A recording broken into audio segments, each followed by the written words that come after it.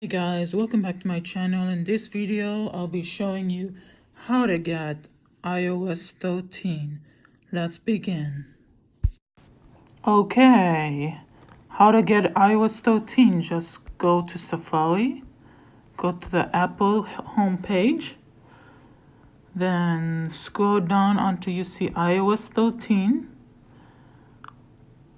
And then go all the way to the bottom until you find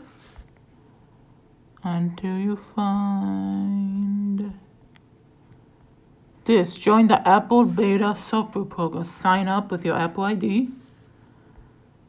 Sign up. The public beta just came out today. That's strange because usually it's in July, but iOS 13 was so good in beta 2. I was playing with it also in beta 2, and it was so good and fine that they probably just got iOS 13 to the public that easy. Just log in with your Apple ID, sign in or sign up, then you'll get a notification on your other device. Just press allow, type in the number 337876, continue. And then you got the iOS. You want iOS or iPad OS, just press inward your iOS device. If you need to back it up or stuff, then click on download profile, allow, profile downloaded,